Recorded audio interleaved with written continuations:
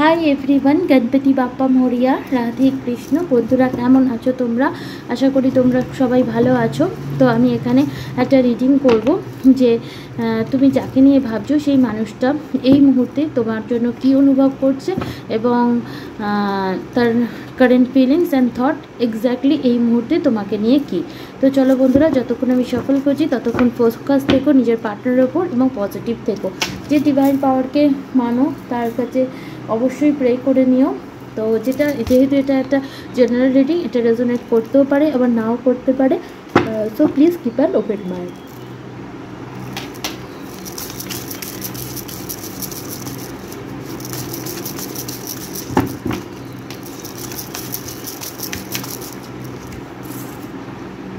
Patience,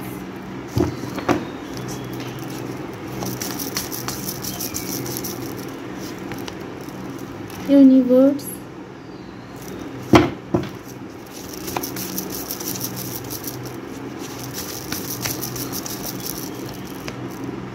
base चक्र, base चक्र माने रूट चक्र, पावर।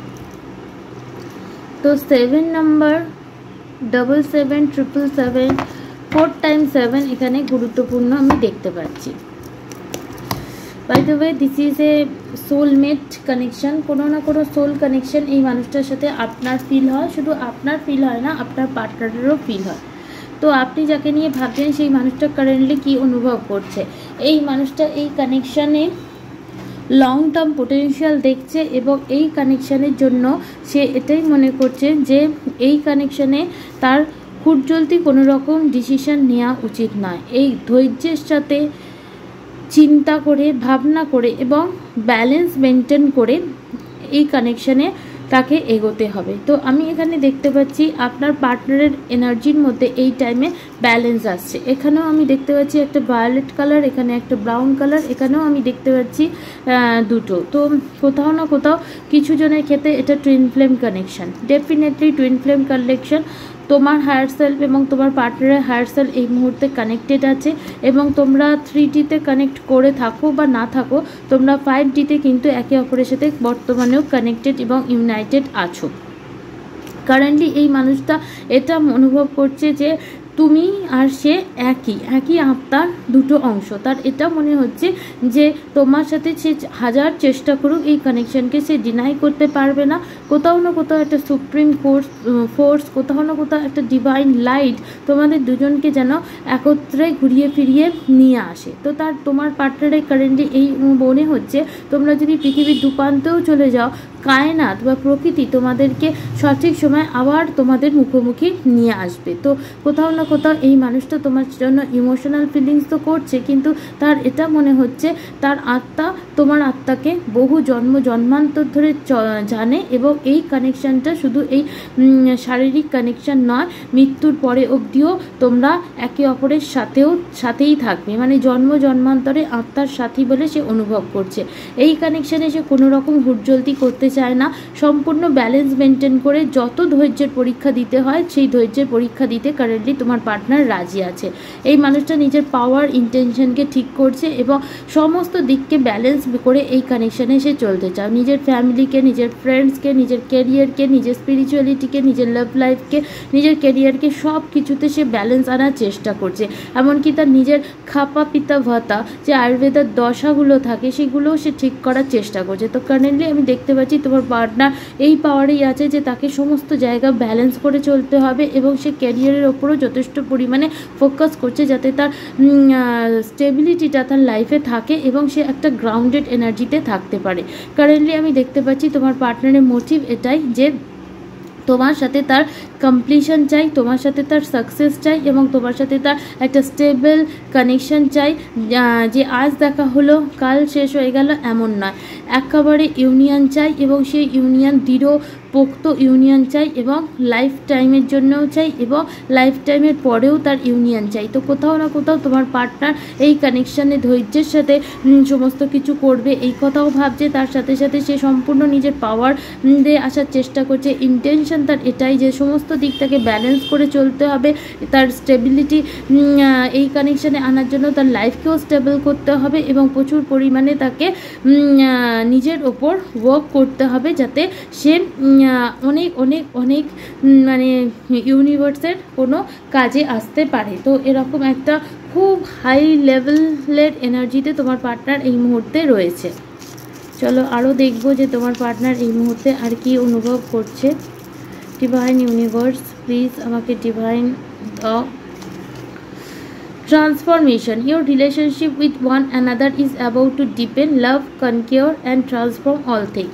তো তোমাদের মধ্যে রিলেশনশিপ যেটা ছিল, সেই রিলেশনশিপ আগে যা ছিল সেটা হয়তো অনেক সারফেস লেভেলে ছিল, কিন্তু এবার তোমার পার্টনারের মধ্যে একটা ট্রান্সফরমেশন আসছে, সে নিজের মধ্যেও ট্রান্সফরমেশন নিয়ে আসছে এবং যার প্রভাবে এই কানেকশানটা আগের থেকে অনেক বেশি গভীর হবে।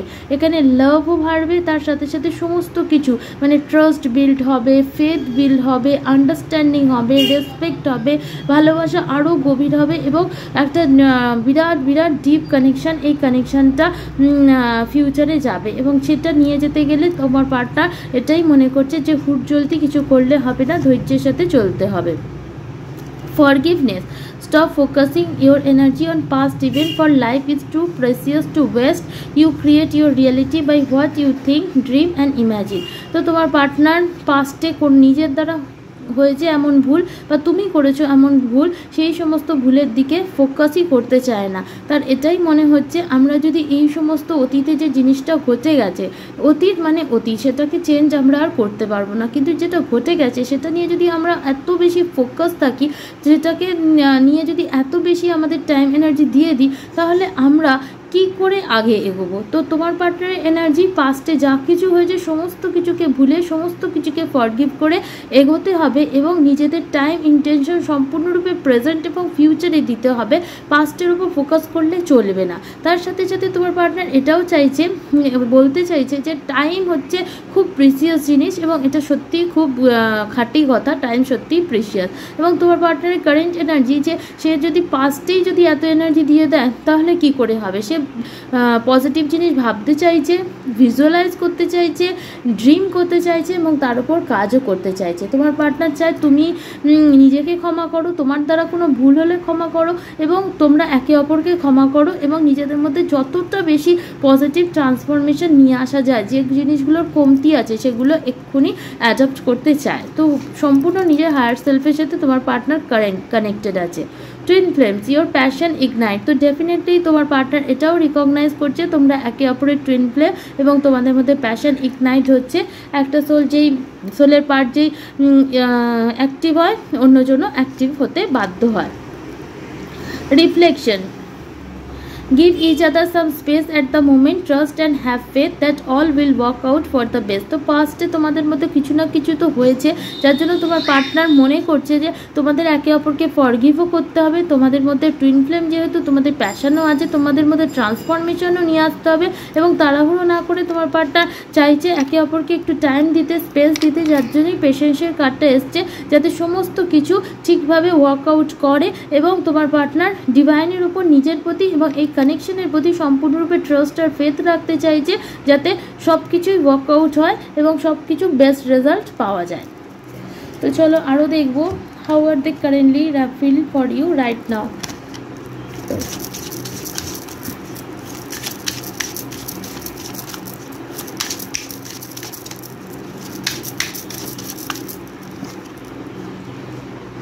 Romantic feelings, your feelings are real and worth exploring.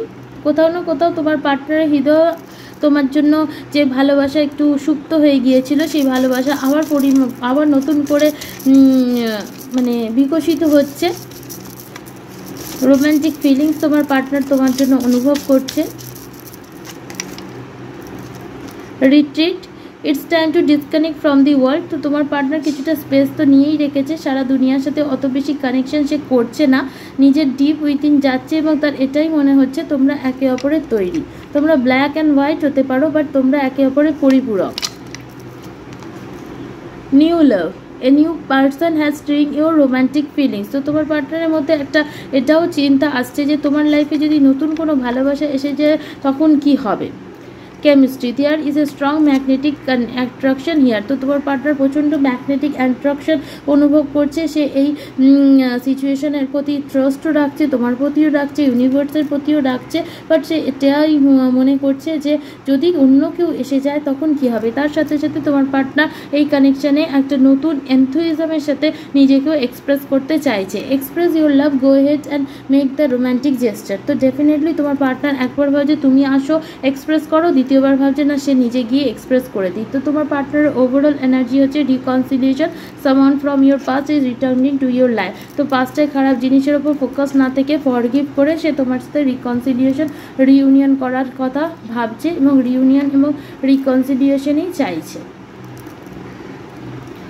তো বন্ধুরা এই রইল রিডিং যদি ভালো লেগে থাকে like share subscribe. Thank you.